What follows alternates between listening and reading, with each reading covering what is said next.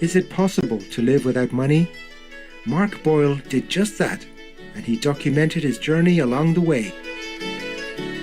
Obviously, what I done was quite extreme for most people. Most people won't want to go completely moneyless, but I think we would all benefit from reducing the reliance on money in our lives. The Moneyless Manifesto, Live Well, Live Rich, Live Free. Interview with Mark Boyle, Part 1 of 3. Continue watching to find out more.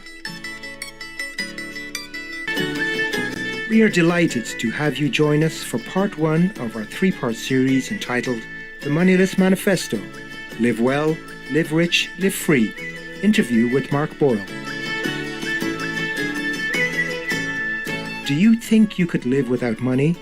Well, Irishman Mark Boyle did just that, living in a gifted caravan in England and cycling everywhere.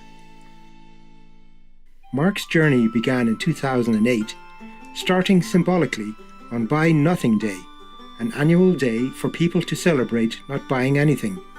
In his book, The Moneyless Manifesto, Live Well, Live Rich, Live Free, published in 2012, Mark Boyle shares how we can live without money in a world driven by the relentless need to make more and more.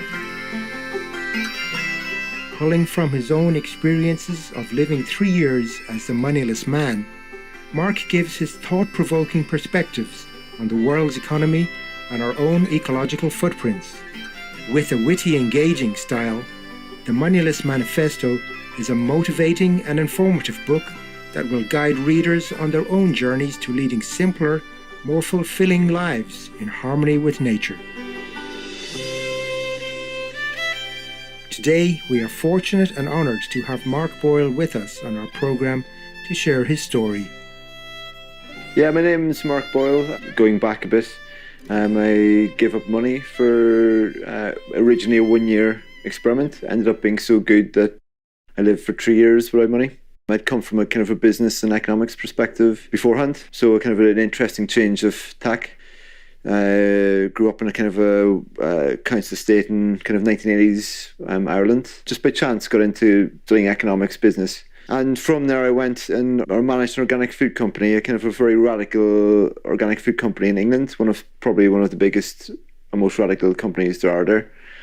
But stepped out of the office one day and we had a supermarket, organic supermarket, and I seen wall-to-wall plastic, and I realised if this is what sustainability means, then we're definitely down the wrong track. That kind of led me into a process of inquiry into what does sustainability actually mean. So I want to talk about like what does a beautiful relationship with the natural world look like, and get away from this idea of kind of this abstract idea of sustainability. So from that point I went, and the process of inquiry led me to see money as a massive issue in our relationship with the natural world. It's the thing that separates us from what we consume. You don't have to have a direct relationship with it. So being the kind of character that I am, I decided that if this is the problem, then I need to experience what life feels without using money. So I wanted to go through 4 seasons to see what it felt like, winter, summer, spring, autumn, what it feels like as a human being to not use money at all. It was quite enlightening in that respect. And I was so happy and so content at the end of that year. The hardest thing was the thought of going back to using money again, which I was not expecting at all. I ended up then doing it for 3 years. I was doing it in England at the time, and I got a real call to come back to my kind of roots in Ireland and back to spend more time with mum and dad. And so I made the shift back here and then set myself up in a small holding in County Galway.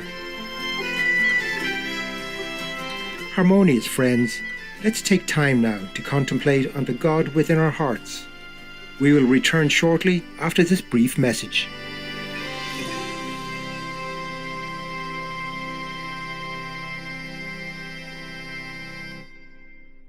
Welcome back to our programme as we hear from Mark Boyle, author of The Moneyless Manifesto, Live Well, Live Rich, Live Free.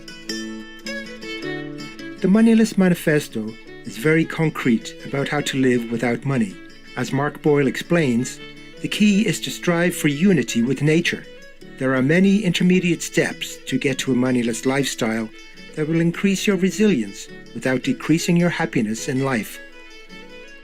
a very basic thing in life is housing and feeding yourself. So I built my own cabin in County Galway. Like, that sounds like you need to be some kind of expert or specialist to do, but I had very little building experience before I started a few years ago. And it really is a case of just deciding what you want to do and just going for it, you know, just asking the neighbours, you know, ask around, read a few books, and then use your common sense. It's the same with food, you know. It's like I didn't grow up knowing how to grow my own food, knowing how to forage, any of that kind of stuff. But it's kind of innate in us as well. We're not given the confidence to know that we can do these things, but we can still do them. So when you actually realise that none of it's rocket science, you develop slowly a confidence in yourself. And as time goes on too, when I started, I felt really insecure about not having money, because money is security in some senses. You've got 10 grand in the bank and you're fine for a few months, you know, wherever. And without that in the bank, you can feel a sense of I have nothing to fall back on if things go wrong.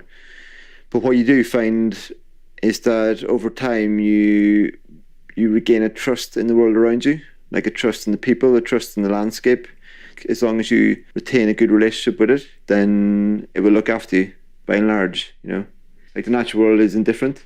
Like, it doesn't care if I exist or does. It's not like, but it's not unkind. If you retain that relationship, it will look after you. It's all about fitting in. You know, it's that Darwinian thing of survival of the fittest. It's actually survival of the fitting innest. Those creatures that fit in most into the landscape will do best. So I set up the small holding where we are now. There's a rent-free farmhouse there where people have been living rent-free. There's a free hostel where people just come and stay, sometimes for a night, sometimes for 2 or 3 weeks. Some people have stayed for 4 or 5 months, if they're nice enough. That was the process, I suppose, you know, in terms of getting the actual small holding. Obviously, what I done was quite extreme for most people. Most people won't want to go completely moneyless. But I think we would all benefit from reducing the reliance on money in our lives. Mark Boyle began living without money in 2008. He also documented his process, which led to his first book, published in 2010, called The Moneyless Man. And the day before I started, someone asked me to write a book about the experiences before I'd even spent a day living with it. So the book ended up being a bit of a bestseller, which is quite ironic in many ways. And so I wanted to use the proceeds from that book to set up something within keeping with the philosophy on which I'd done it. The Moneyless Man relives Mark's first year of living without money, describing why he initially felt compelled to do it and the practical issues he faced. It follows his physical, emotional, and psychological challenges, the liberation he experienced, and how his world perspective changed. Mark Boyle then published the Moneyless Manifesto, offering a more in-depth view on the insights he gained, as well as giving readers guidance on how they too can enjoy the benefits of living with less money. He and his publishers, Permanent Publications, generously decided to publish a free online version of the Moneyless Manifesto. As the author explained, "First, the ideas and practical tools contained within it should be free to whoever may find them useful. Second, just as actions display our beliefs more honestly than our words, the ways in which ideas and practical tools are shared are at least as important as the words themselves. I wanted the medium to be fully aligned with the message.